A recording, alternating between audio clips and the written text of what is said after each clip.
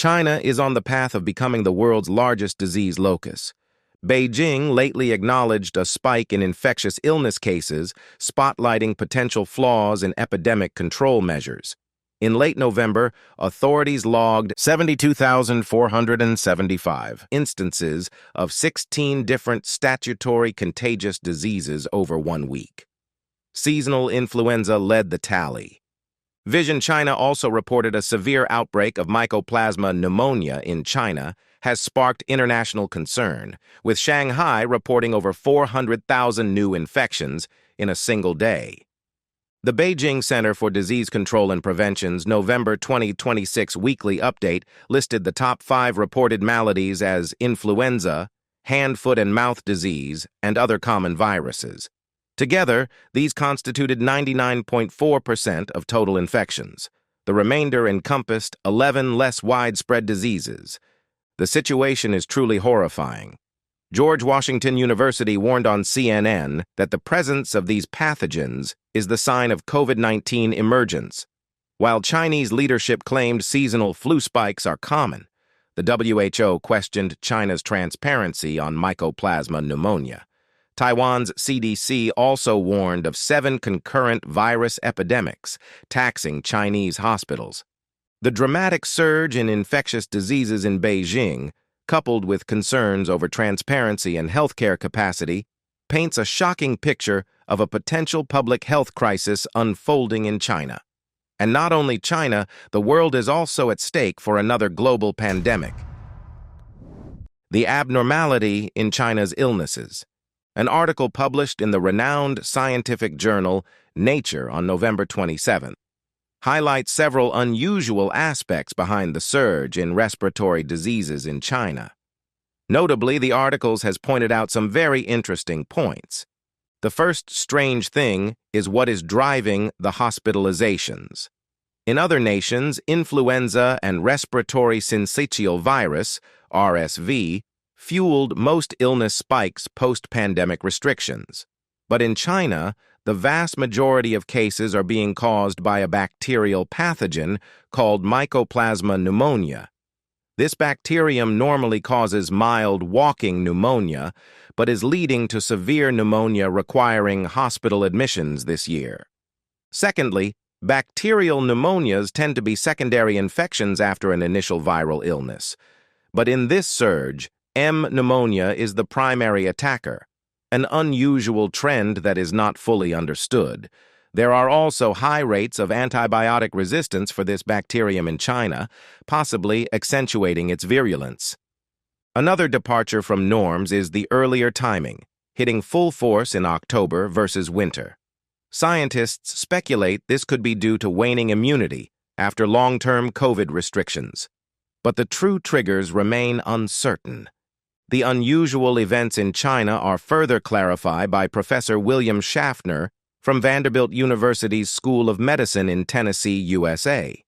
He noted that last winter, the U.S. and other Western countries experienced an early outbreak of influenza and RSV, accompanied by an increase in COVID-19 cases.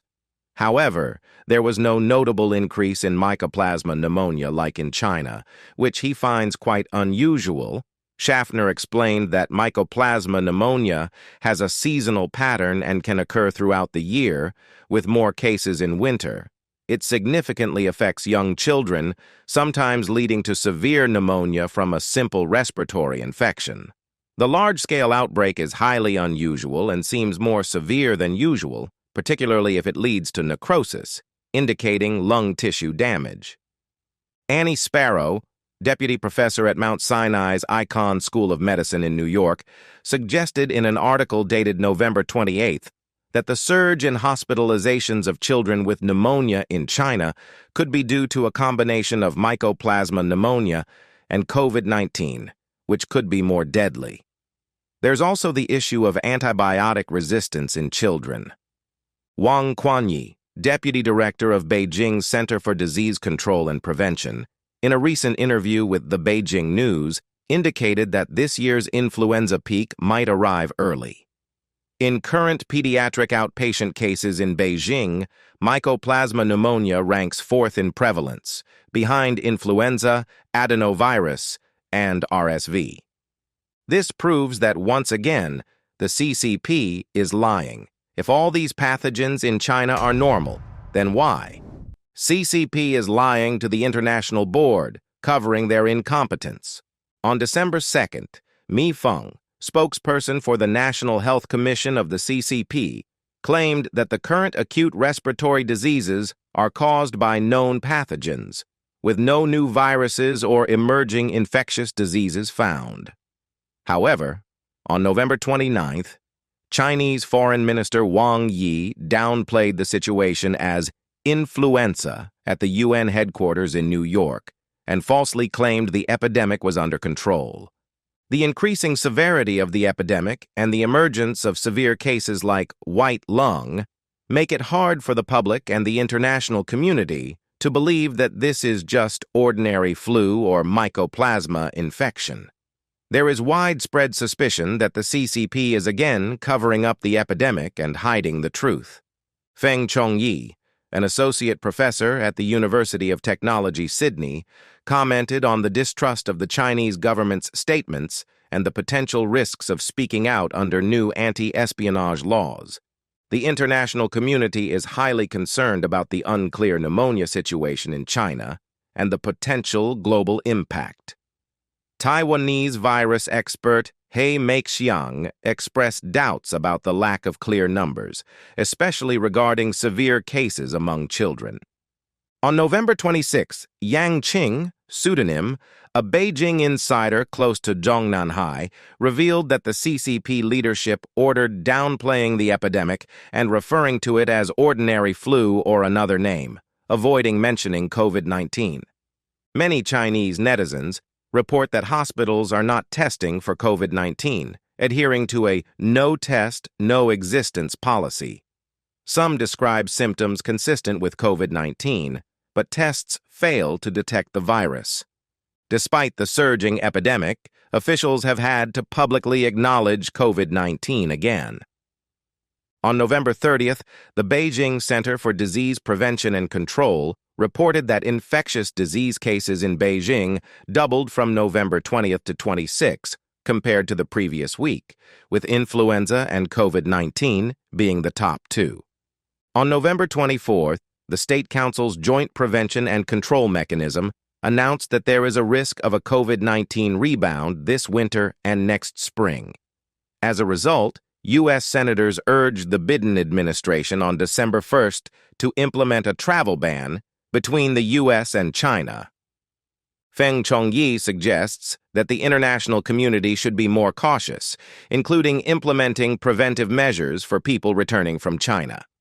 On December 1st, netizens in Guangdong and Sichuan discovered that the previously discontinued health code system was back online, raising concerns.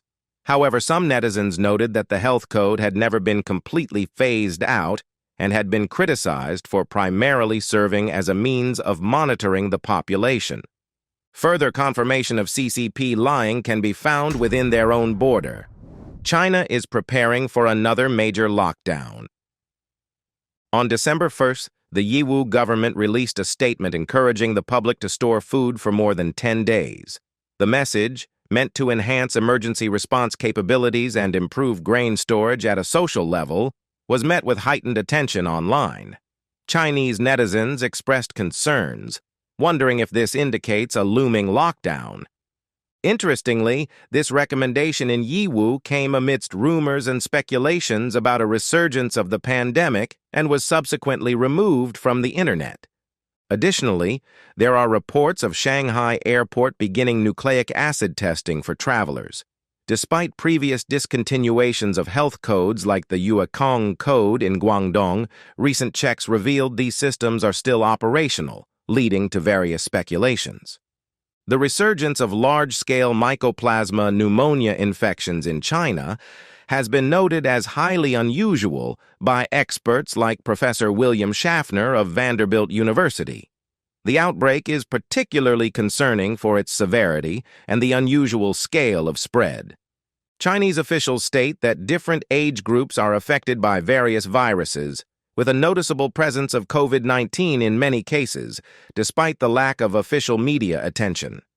There are unconfirmed reports of directives to downplay the COVID-19 situation. With the rapid escalation of the epidemic in various regions, preventive measures are re-emerging. For instance, He Xiaopeng, the chairman of Xiaopeng Motors, disclosed that he was required to undergo nucleic acid testing upon returning to Shanghai from overseas. Moreover, recent activities in Hebei's Sanhe City, including the deployment of health workers in protective gear for disinfection in schools, have added to the public's anxiety about the potential nightmarish lockdown that has plunged China's economy to the ground and ruined the lives of millions. This is bad news not only for Chinese people, but also for the world. Beijing relies on ineffective traditional Chinese medicine. As COVID cases rapidly spike across China, Beijing is turning to a familiar yet flawed pandemic playbook, aggressively promoting the use of traditional Chinese medicine, TCM. On December 2nd, China's National Health Commission sang the praises of TCM in a press conference, stating it has a fairly good curative effect on respiratory diseases like COVID-19. They announced plans to work with the State Administration of Traditional Chinese Medicine to ramp up deployment of TCM treatments this winter. Touting unproven TCM therapies, while infections rage brings back painful memories of earlier lockdowns for many Chinese citizens. During China's rigid zero-COVID campaign, authorities executed the promotion of TCM as a political task, pressuring citizens to use ingredients like Lianhua Qingguen despite a lack of rigorous evidence behind them. But as members of the public now widely recognize, swallowing herbs often did little beyond lining the pockets of powerful interests with ties to the TCM industry. The heavy promotion gave the government a propaganda tool, but failed to provide meaningful relief for frustrated, quarantined millions desperate for normal life to return. Now, as Beijing signals a potential backslide into zero-COVID mode amid soaring cases that many attribute to unrestrained spread of newer COVID variants, the return of state-sponsored, questionable TCM treatments salt the wound.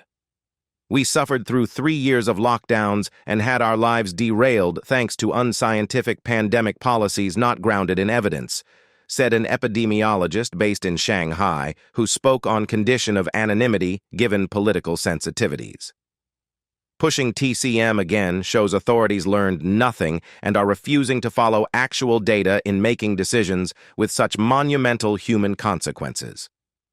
Public health experts worldwide have issued a consistent consensus.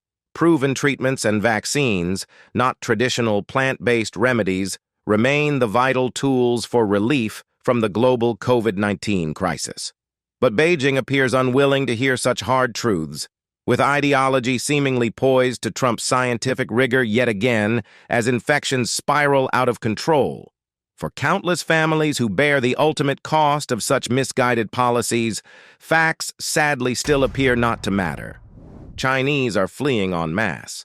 According to data, September saw net outflows of $53.9 billion, the highest since January 2016's $55.8 billion. Back then, outflows were driven by RMB devaluation concerns. Outflows clearly tied to direct investments like factory construction reached $26.2 billion. Meanwhile, outflows linked to securities like stocks and bonds hit $14.6 billion, a net outflow trend since February 2022. In August, China saw $49 billion in capital account outflows, the most since December 2015. The rushing out of funds also pushed the RMB-dollar exchange rate to 16-year lows. This means that Chinese elites have already transferred hundreds of billions of dollars in capital overseas. As the Chinese situation continues to decline, more and more wealthy Chinese are fleeing to avoid becoming targets for the Chinese Communist Party, CCP, to get lockdown. They are moving massive amounts of assets abroad. It's just one word: Run. Just run. No one has confidence in the CCP leader, regardless of whether the party chief visits Shanghai or inspects. No one has confidence, said Michael Sun, a senior Chinese investment strategy expert and private wealth advisor, in an interview on December 1st. Emigration from China is accelerating under the increasingly repressive policies of Chinese leader Xi Jinping, according to recent data. Strict COVID-19 lockdowns, a deteriorating economy, and ramped-up political persecution are driving record numbers of Chinese citizens to seek asylum abroad. Figures from the UN Refugee Agency show over 170,000 Chinese now live outside the country with refugee status. That's up from just 120,000 in 2012 when Xi took power. The agency projects another 310,000 Chinese will emigrate in 2023 alone as Xi continues tightening his grip. New escape routes are opening up to accommodate growing demand. Chinese have become the fourth largest nationality, crossing the notoriously dangerous Darien Gap jungle into Panama en route to the U.S. southern border. Chinese asylum applications are also rising fast in the EU, with Germany a top destination for those braving the Balkan migrant trail through southeastern Europe. The U.S. and Europe are preferred havens due to their more robust asylum systems. But even Asian neighbors like South Korea and Thailand are recording upticks in Chinese asylum seekers. As economic growth stagnates and political oppression intensifies under Xi, emigration offers an escape valve for Chinese dissidents and ordinary citizens alike. The world can expect waves of Chinese migrants to continue abandoning their homeland in search of safer, freer futures abroad. Of course, this is, bad news for everyone. If the situation is not better, then we can expect the world to plummet to chaos very quickly as COVID rampages across mainland China and the one who leaves it. The current situation in China is truly dire. If not careful, the world will be brought down with China. Every viewer watching this video must stay vigilant as we know how much damage that COVID can cause. We cannot let this disease take our freedom. Protect yourself, dear viewers. Thank you for watching. If you find this video helpful, please subscribe and hit the notification button. This will help us to have more motivation for better quality content. Thank you and see you again.